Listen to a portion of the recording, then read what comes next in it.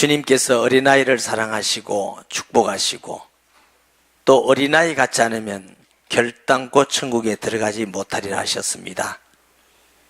오늘 주의 말씀과 성령을 통해서 우리 자신을 다시 한번 돌아보며 예수님이 사랑하시는 어린아이와 같은 주님을 경외하고 겸손하고 순전한 믿음의 성도들이 되기를 간절히 원합니다.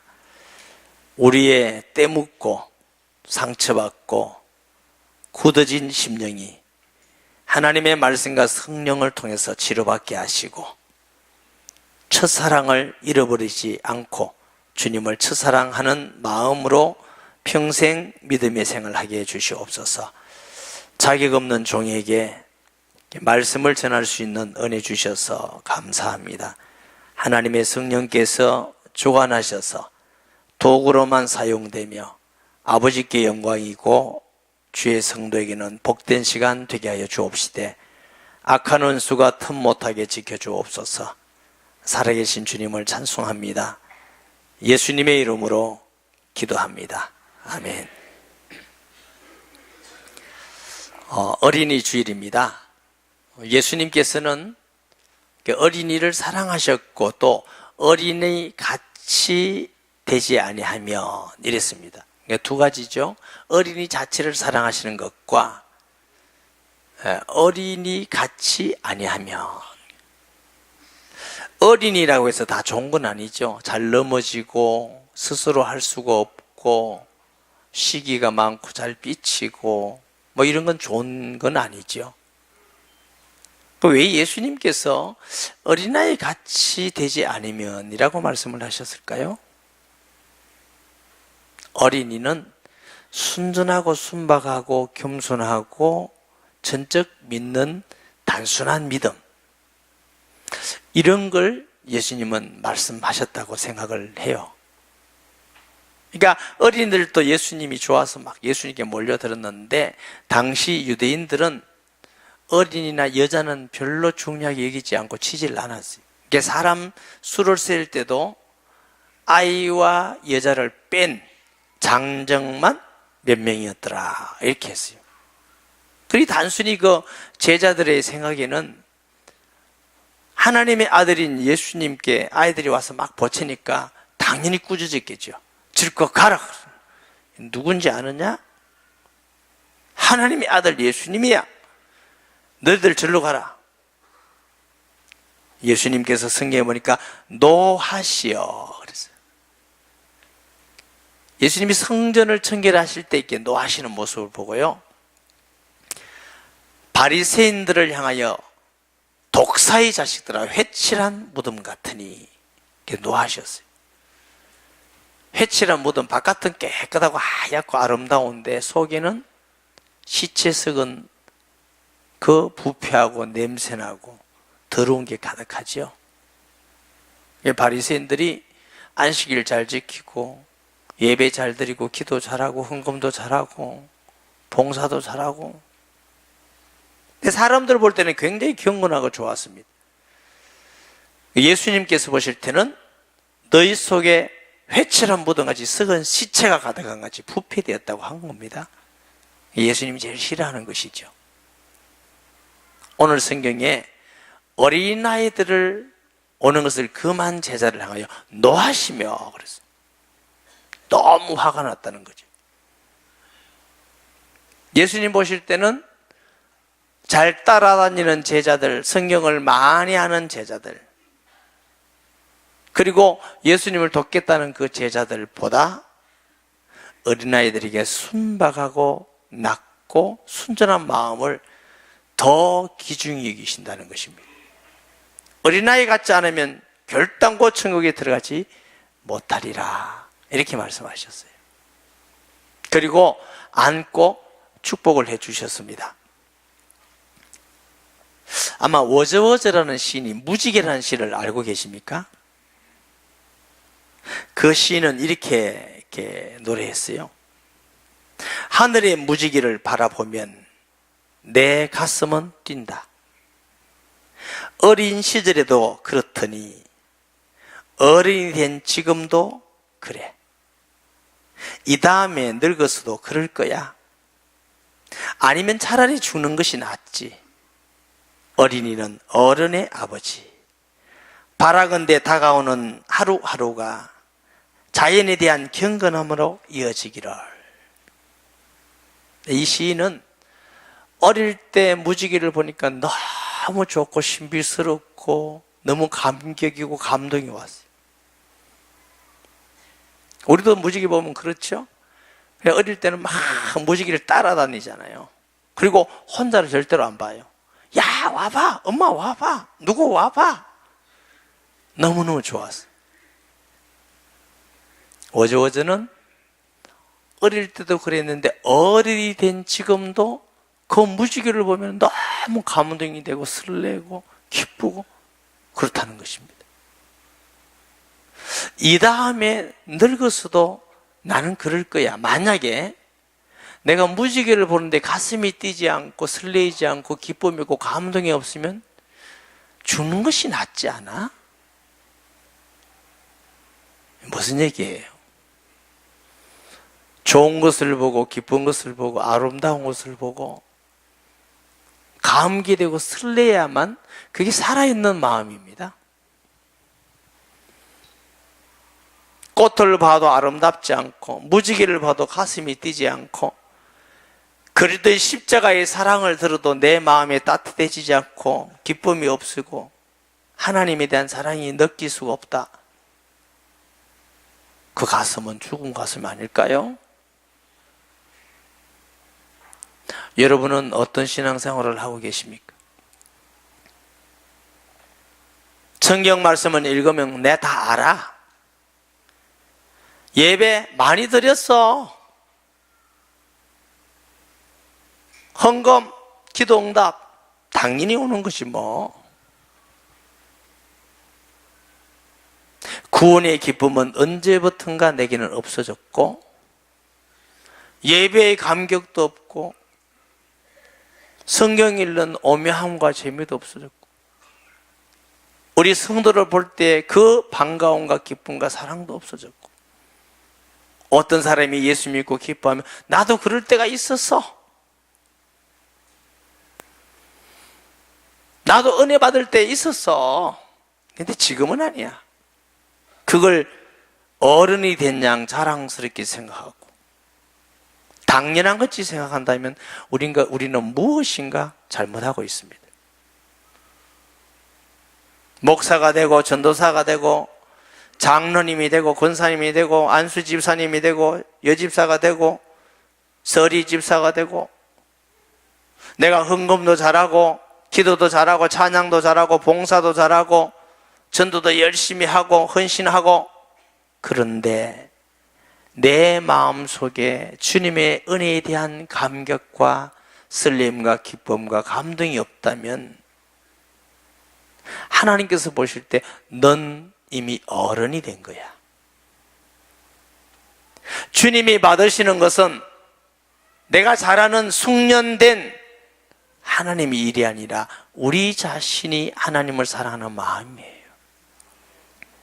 예수님을 생각할 때마다 내 마음에 기쁨과 감격이 있어요. 나를 위해서 오셨다니, 나를 위해서 죽으셨다니, 그리고 내 속에 지금도 계신다니, 내가 죄를 회개할 때마다 나를 용서해 주시고 기도할 때마다 나와 함께 하시다니, 세상 끝날까지 떠나지 않고 함께 하신다니 생각할 때마다 매일매일 날마다 새로운 은혜와 기쁨이 있고 그게 살아있는 신앙이죠. 요한계시록 2장 2절 5절 보십니다. 요한이 성령의 충만해서 밤모섬에서 환상을 봤어요. 주의 음성을 듣는 거지요. 내가 내 행위와 수고와 내 인내를 알고 또 악한 자들을 용납하지 아니한 것과 자칭 사도가 하되 아닌 자들을 시험하여 그의 거짓된 것을 네가 드러낸 것과 또 네가 참고 내 이름을 위하여 견디고 게으르지 아니한 것을 아노라. 그러나 너를 책망할 것이 있나니 너희 처음 사랑을 버렸느니라. 그러므로 어디서 떨어졌는지를 생각하고 회개하여 처음 행위를 가져라. 만일 그리하지 아니하고 회개하지 아니하면 내가 너에게 가서 너의 촛대를 그 자리에서 옮기리라. 얼마나 무서운 말씀이에요. 무엇이 중요합니까? 감격 없고 설렘이 없고 기쁨이 없는 찬양과 예배와 기도와 헌신이 주님 볼 때는 그렇게 중요하지 않습니다. 그게 좋은 거지요. 에베소 교회를 향하여 너 인내하면서 수고하고 열심히 있고 게으르지 아니한 거, 자칭 사도라 하되 아닌 자를 드러내어서 사람들에게 미혹받지 못하도록 알린 거, 그리고 그 일을 위해서 인내한 거 다 잘했다. 그러나 너에게 책망할 것이 있다. 너의 첫사랑을 잃어버렸느니라. 예수님께서 제자들에게 새 계명을 주노니 너는 마음과 뜻과 성품을 다하여 주 너의 하나님을 사랑하라. 둘째는 그와 같이 내 이웃을 내 몸같이 사랑하라. 혹시나 우리 중에 예수님의 그 은혜와 사랑에 감사와 감격이 없이 예배드리면 그건 온전한 예배가 안 되는 것이지요. 많은 사람들이 제가 전도해보고 때로는 사역해보면 많이 안다는 겁니다. 성경 많이 알고 있어요. 교회도 다녀봤고요. 직분도 가져봤고요. 헌금도 해봤고요. 내가 열심히 해봤어요. 어쨌단 말인데 그럼. 그게 하나님께 무슨 소용이 있단 말입니까? 사람들 보기에는 그것이 인정받고 존경받고 할지 모르지만 하나님께서 보실 때는 그게 중요한 게 아니라 어린아이 같이 구원의 감격과 기쁨과 설렘이 있는 기대하는 마음으로 늘 주님을 믿고 따르는 신앙이 중요한 것입니다. 우리가 어린아이 때는 명절에 양말 하나만 사도 너무너무 감격했어요. 선물 하나만 받아도 그 선물 때문에 밤잠을 못 잤어요. 용돈 조금만 얻어도 너무너무 행복했어요. 너무너무 좋았어요. 그런데 요즘은 가끔 어린이들이 어른이 된 것 같아. 종을 줘도 감격이 없어 기쁨이 당연히 부모님이 내게 해주는 것이야. 당연한 것이야. 이럴 때가 있는지 몰라요. 건강이 아주 안 좋으면 모시고 빨리 응급실에 가보셔요. 누가? 우리 교육자들 저 뒤에 해서 우리 교육자들 빨리 연락해서 되게 안 좋을 것 같으면 응급실로 빨리 가도록 하세요. 사랑하는 여러분, 우리 신앙에 무엇을 기준히 여기십니까? 또 세상에 살면서 자리입니까? 이익입니까? 명예입니까? 그것을 위해서 나의 순수하고 겸손하고 낮은 마음을 다 팔아먹어 버렸다면 우리는 가장 귀한 걸 잃어버리는 사람입니다. 내가 손해를 보고 업신여김을 당하고 사람이 알아주지 않는다 할지라도 내 마음에 순전하고 겸손하고 진실한 마음을 가지고 하나님을 믿고 기뻐하고 감격한다면 그것이야말로 우리에게 가장 중요한 재산이 아니겠습니까? 예수님께서 말씀하십니다. 어린아이 같지 않으면 하나님 나라에 갈 수가 없느니라.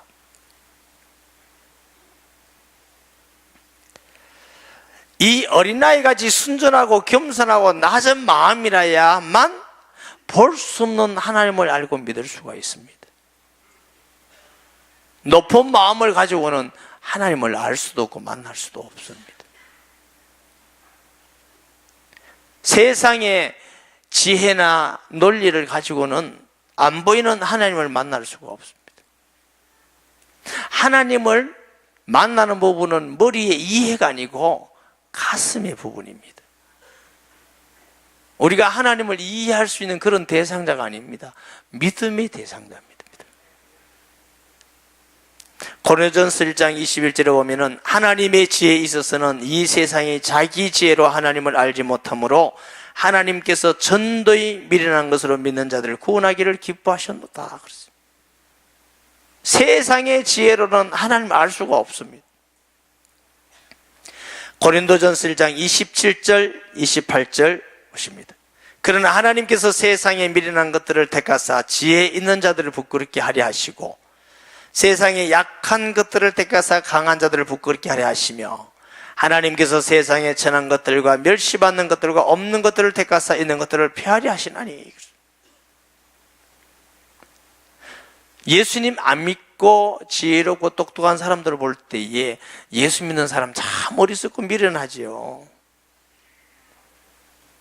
아니 천녀가 아들 낳았다는데 그걸 믿고 아멘 하고 교회 다니고 그것도 또 헌금한다 긋고 피땀 흘려 버는 돈을 가지고 하고 거기도 돈 한 푼 안 주는데 봉사한다 긋고 식당에서 일하고 촬영하고 그래서 저들이 바보가 덩신이가.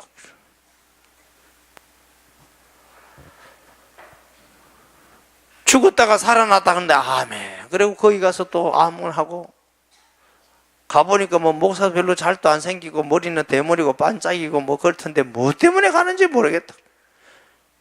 그러니까 세상 사람들 볼 때는 정말 우리가 미련하고 어리석어 보입니다. 세상 지혜로는 하나님을 알 수 있는 게 아니에요. 하나님의 성령을 통해서 알 수 있는데 어떤 사람에게 어린아이같이 순전하고 겸손하고 낮은 마음이 있는 사람에게 하나님은 말씀을 통해서 그들에게 은혜를 주시고 깨닫게 하시고 구원하게 하시는 줄 믿으시기 바랍니다. 마태복음 13장에도 밭의 비유가 있잖아요. 씨 뿌리는 자. 좋은 밭은 이런 어린아이 같은 낮고 순전하고 겸손한 마음에 가진 사람이 좋은 밭의 사람이지요. 꼭 하나님께서 구원하기를 기뻐하는데 워낙이 엉뚱하다면 조금 만집니다. 그래서 낮춥니다. 건강을 통해서 낮추든지 경제를 통해서 낮추든지 인간관계를 통해서 낮추든지 작게 낮춰가지고 겸손해질 때 하나님 말씀이 들리고 깨달아집니다. 우리의 기도 제목이 무엇을 얻겠다가 아니라 하나님 어린아이같이 낮고 순전하고 겸손한 마음을 주시옵소서. 이런 마음으로 평생 하나님을 경외하고 살아가게 하옵소서. 이것이 우리에게 중요한 기도의 제목입니다. 아멘. 얼마 전에 어떤 장로님께서 어디 같이 갔다 오시다가 목사님, 제가 목사님을 좋아하는 이유가요. 왜 그렇습니까? 저를 좋아하십니까? 목사님은 30몇 년을 목회하셨다는데 제가 볼 때는 처음 목회하는 그런 마음인 것 같습니다. 그래서 제가 이 장로님이 너무 과하게 잘 보셨구나. 장로님 절대로 내가 안 그렇거든요. 많이 때가 묻었거든요. 그래서 내가 장로님이 잘 봐주신 건 너무 고마운데 내 마음이 회개가 되더라고. 여러분, 우리가 목회를 하든 사업을 하든 결혼을 해서 가정을 꾸리든 신앙생활하면서 헌신을 하든 우리의 마음이 어린아이 같은 마음으로 주님 앞에 나아가야 그것이 하나님이 받으시는 일임을 믿습니다. 나는 다 알아. 우리가 숙달 돼서 내 마음속에 기쁨도 감동도 설렘도 없다. 그건 하나님이 기뻐하는 신앙생활이 아닙니다. 잘한다는 건 좋은 거지만 그렇게 중요한 것이 아닙니다. 겸손하기 때문에 하나님은 이런 자에게 은혜를 주시죠. 야고보서 4장 6절을 보면 그러나 더 큰 은혜를 주시나니 그러므로 이르실 때 하나님이 교만한 자를 물리치시고 겸손한 자에게 은혜를 주신다 하였느니라 그랬어요. 겸손하고 순전해야만 또 자신이 행복합니다. 여러분, 똑같은 환경에도 교만한 사람은 불행하고 행복하지 않습니다. 밥 한 그릇을 대접받아도 교만한 사람은 날 어떻게 알고 이런 밥을 사줘? 내가 누군데? 마음속에 불편하지요. 불행하지요. 겸손한 사람은 너무 감사합니다. 저를 이렇게 사랑해 주시고 식사 대접까지 해주니 너무너무 고맙고 감사합니다. 행복한 사람이죠. 어떤 사람이 되기를 원합니까? 교만한 사람은 절대로 행복하지 않습니다. 설교를 들어도 저거 내 아는 건데, 내가 어릴 때부터 들었는데 목사 봐도 별로 좋은 점만 안 보이고 나쁜 점만 보고, 장로님, 권사님 누굴 보더라도 이 교회는 왜 그래? 직장 가도 매일 안 좋은 것만 보여. 이 직장은 왜 그래? 사회를 봐도 그렇고 지도자를 보고, 에이 빌어먹을 진짜 볼 때 하나도 없구나. 난 묻고 싶어. 그럼 당신은? 뭐라고? 여러분, 그 교만하면은 자꾸만 불평불만이 보이고 잘못된 것만 보입니다. 불행한 거지요. 겸손한 자에게는 좋은 것만 보여요. 교회 가니까 너무 좋아. 목사님들이 좋고 장로님들이 좋고 권사님들이 좋고 성도가 좋고, 아이를 보더라도 너무 사랑스럽고 중고등학교보다 사랑스럽고, 나 교회가 너무너무 좋아. 직장 가도 좋은 사람들이 있고 도와주고, 상사도 좋고 직원도 좋고 사회 가도 좋고 우리 나라를 봐더라도 너무너무 좋고, 행복하지 않겠어요? 어느 게 맞느냐? 후자가 맞습니다. 왜 맞다고 하냐면 하나님이 그렇게 보라고 하시기 때문에 그래요. 그게 하나님의 관점이기 때문에 그래요. 바리새인들은 늘 정죄하고, 예수님에서 뭐 잘못했다, 뭐 잘못했다, 뭐 잘못했다, 이것만 보고 다녀. 사람이 구원받고 치료받고 행복해지니까 아무 관심 없어요. 자기 지적하는 데만 관심이 있어요. 똑똑한 사람들입니다. 배경이 있고 가지고 무슨 소용이 있어요? 예수님은 죄인들과 같이 식사하셨어요. 그들을 고쳐주셨어요. 위로해 주셨어요. 구원해 주셨어요. 이거 바리새인들이 이해가 안 되는 거야. 너희 선생은 이해가 안 된다. 이해가 안 돼. 능력을 행하는 거 보면은 대단한데 어떻게 죄인과 창기의 친구냐? 예수님은 마음이 온유하고 겸손하다고 하셨습니다. 그게 주님의 마음이에요. 타인에게도 내가 순전하고 겸손해야 존경받고 사랑받습니다. 우리가 이 세상에 살면서 무엇 때문에 미움받고 업신여김을 당하고 욕먹고 살겠습니까? 제가 어디를 가든지 욕먹는 방법을 가르쳐 드릴게요. 가서 잘난 척하고 뽐내고 자기 자랑하고 틀림없이 100% 욕먹습니다. 미움 삽니다. 왜 그렇게 삽니까? 그리고 음식 먹으면 맛있는 것만 혼자서 다 먹으면 틀림없이 욕먹고 미움 삽니다. 사랑받는 법도 가르쳐 드릴게요. 섬기고 낮아지고 배려하고 좋은 거 먼저 드리고 나중에 먹고 이러면요 100% 사랑받고 존경받습니다. 예수님이 섬기면 네가 높아지리라고. 내 욕심 때문에, 내 자존심 때문에, 나를 자꾸 높이려는 뭐 때문에 그걸 따라가다 보면은 다른 사람도 피해주고 어려움을 주고 나도 고통을 하고 어렵고 힘들고 그렇게 사는 거거든요. 어떤 사람들은 남에게 아픔을 주고 상처를 주고 이러면서 또 외롭다고, 내 주위에는 아무도 안 온다고 외롭다고 혼자 또 울어. 아니 자꾸 어려움 주고 외로움 주고 상처 주고 힘들게 하는데 누가 갈 사람이 누가 있습니까? 아무도 안 갑니다. 혹시 여러분의 남편이 자꾸 뺑뺑 돌고 안 들어오거든, 내가 뭔가 찌르고 있구나 이렇게 생각하면 틀림없습니다. 집에 들어오면 불안하게 하고 찌르고 있는데 어떻게 들어옵니까? 싫은데. 목사님 꼭 그러면 남편 편만 두고 저 언제 남편 편만 됩니까? 아내가 왜 자꾸 찌르고 날 갈아오지고 하느냐면 남편이 정말 많이 사랑해 주지 않아서 그렇습니다. 남편이 정말 사랑해 주면 아내는 부드럽게 됩니다. 아멘 안 해도 뭐 할 수 없고 그래. 여성은 남편에게 사랑을 많이 받으면 부드러워집니다. 사랑을 많이 받는데 더 이상하게 교만해지고 까칠해진다. 그 여자는 진짜 나쁜 여자입니다.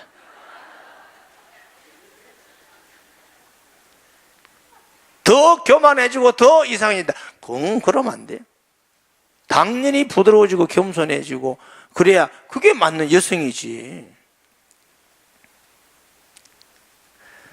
또 이러면 집에 가서 다툰대요. 목사님이 그렇게 사랑해주라 했잖아. 당신은 잘해주고 편하게 해주라 했잖아. 이래가지고 서로 먼저 하면 될 건데 그가 또 싸우고 그래. 다음 주일로도 안 오고 이러지 마. 먼저 하세요. 우리가 순전하고 겸손하고 섬기면 사람들에게도 사랑받고 존경받아요. 영적 싸움도 겸손한 자가 악한 사탄을 이기는 것이지 교만하면 백전백패합니다. 교만은 아무데도 쓸데없습니다. 어린아이같이 자기를 낮추고 순전한 마음이야말로 복된 사람입니다. 그래서 예수님께서 어린아이 같이 아니면 그래서 어린아이가 대로가 아니고 예수님이 어린아이를 안고 축복해 주셨습니다. 어린아이 자체를 예수님은 우리보다 더 사랑하십니다. 그 아이들이 믿고 돌아와서 하나님의 일꾼이 되고 저희 어릴 때는 아이들이 하도 많아가지고 부모의 분풀이를 당할 때도 있어요. 남편이 마음에 안 들면 가서 집 앞에 자식이 너게 애비 닮아가지고 그게 상처가 굉장히 많았어요. 요즘은 어린아이를 낳지 않아가지고 우상을 만들어놨어.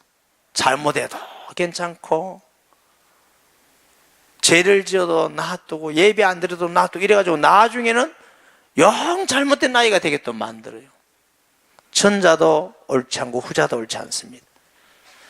아이들은 하나님이 우리에게 주시는 선물이고 우리 자녀가 아니고 하나님의 자녀입니다. 맡겨두신 겁니다. 그리고 그 아이들에게 바른 신앙을 심어줘야 돼요. 교회 학교에 보냈다 다가 아닙니다. 바른 신앙은 교회 학교에서가 아니라 가정에서 심어지는 겁니다. 삶 속에서 식사하거나 앉아있거나 얘기하거나 자연스럽게 교회를 비방하고 목사님 욕하고 장로님 욕하고 성도 욕하면 그 애는 신앙으로 완전히 병들어 봅니다. 혹 하고 싶거든 화장실에 가서 혼자 하라고 안 그럽니까? 정말 견딜 수 없이 하고 싶거든 화장실에 가서 하세요. 아이들에게 가서 은혜 받은 얘기도 하고 응답 받은 얘기도 하고 기도해라 할 거 없어요. 응답 받은 얘기하고 목사님 설교를 통해서 함께한 걸 하나님이 하신 것들 다 예배 드리려고 그러지. 장로님들의 그 수고와 헌신, 겸손과 권사님들의 그 착하신 봉사 들으면 야 나도 그래서 저런 장로님, 저런 권사님, 저런 목회자 돼야 되겠다. 그러지 않겠어요? 그렇게 하면 그 자녀가 어떻게 바른 길로 가지 않겠습니까? 자녀는 부모에게 매여 있습니다. 남 탓하지 마시고 세상을 탓하고 선생님을 탓하고 하지 마시고 우리 자녀, 우리에게 달렸습니다. 분풀이의 대상도 하지 말고 우상으로도 섬기지 말고 하나님의 자녀로 키우실 수 있기를 바랍니다. 내 자녀가 아니라 하나님의 자녀일 뿐만 아니라 우리 이웃과 우리 형제가 지역에 있는 아이들도 생겼다. 예수 믿는 사람이 내 자식만 하면 안 돼. 그거는 복음적인 생각이야. 너희는 가서 모든 족속으로 내 자녀가 있으면 이웃 자녀가 있고 더 나아가서는 인민족의 자녀가 있고 세계의 자녀가 있고 그 아이들이 희망이지 않겠어요? 우리는 이제 지나가면 그만이지만 그 아이들은 하나님의 일꾼이 되고 나라의 일꾼이 되고 세계의 일꾼이 되지 않겠어요? 그게 아이들이 중요한 것이죠. 어린이들이 길거리에 많이 방황하고 있습니다. 그 어린이 전대 너무너무 중요한 게 어린이 세일입니다. 우리 교회 몇 개 하고 있습니다. 조금 더 내놓고 일주일에 2시간만 헌신하면 된다 해도 그게 그렇게 잘 안 되네요. 쉽지는 않겠죠. 힘들겠지만 어떤 세례에서는 20명, 어떤 세례는 40명 모여서 합니다. 별로 할 것도 없어요. 애들 오면 뭐 넣어주고 그냥 얘기해주고 찬양하고 그냥 사랑해주면 자꾸 와요. 지금 사랑받을 때가 어디 있습니까? 쉽습니다. 내 어린이들이 넘쳐나면 한국교회가 부흥이 되지 않겠어요? 어린이들을 홀대하면 한국교회가 다 무너지지 않겠어요? 어린이 전도에 우리가 힘들고 어렵더라도 희생하고 헌신하셔야 됩니다. 비전센터 얘기하려니까 또 목사님 그럴 줄 몰라도 중요합니다, 여러분. 우리 다음 세대 어린이에게 복음과 꿈을 심어주고 신앙을 심어주고 바른 삶을 심어주지 않고야 어떻게 이 나라에 소망이 있겠습니까? 한국교회에 소망이 있겠습니까? 이거 우리가 해야 될 일이에요. 여러분, 할 수 있다면 토요일 날 한 2시간쯤 내놓고 여러분 주위에 그냥 애들 다 모일 수 있다고요. 교회 안 오는 애들은 놔두고 또 온다는 사람 애들 데리고 와서 수고하고, 이것이 이 세상의 어떤 일보다도 더 귀중하고 가치 있고 보람 있는 일입니다. 확신합니다. 사랑하는 여러분, 주께서 어린아이 같이 되지 아니하면 그랬습니다. 우리 신앙을 다시 한번 돌아보면서 처음 믿을 때 구원의 기쁨과 감사와 예배의 설레임과 기도 응답의 감격과 성도를 만났을 때 행복이 있어야 됩니다. 종교인이 되지 말고 살아있는 신앙의 성도가 되어서 하나님 볼 때 기뻐하시고 우리 삶도 복되고 날마다 성장하는 삶일 뿐만 아니라 우리 육신의 어린이들에게도 이 복음, 생명의 복음의 비밀을 전하는 우리가 되어야 될 줄 믿습니다. 말씀 기억하면서 통성기도 하겠습니다. 하나님 아버지, 은혜와 사랑을 감사드립니다. 언젠가부터는 모르지만 예배의 감격이 적어지고 구원의 기쁨이 메말라가고 기도 응답의 감격이 없고 교회 올 때 기쁨과 설렘이 없이 습관적이고 형식적으로 우리가 했다면 이것은 우리 앞에 하나님 앞에 회개할 일인 줄 믿습니다. 첫사랑을 잃어버린 에베소 교회 같이 되지 않게 하시고 날마다 새로운 감격 얻기를 원합니다. 내가 늙었어도 무지개를 볼 때 가슴이 뛰지 않으면 죽는 것이 낫지 않은 시인의 말과 같이 우리 신앙이 죽고 기절한 신앙이고 병든 신앙이 아니라 감각이 살아있는, 기쁨이 살아있는 평강과 위로와 가슴이 뛰는 감동이 있는 우리의 믿음의 삶이 되게 하여 주시옵소서. 예수님의 이름으로 기도합니다. 아멘.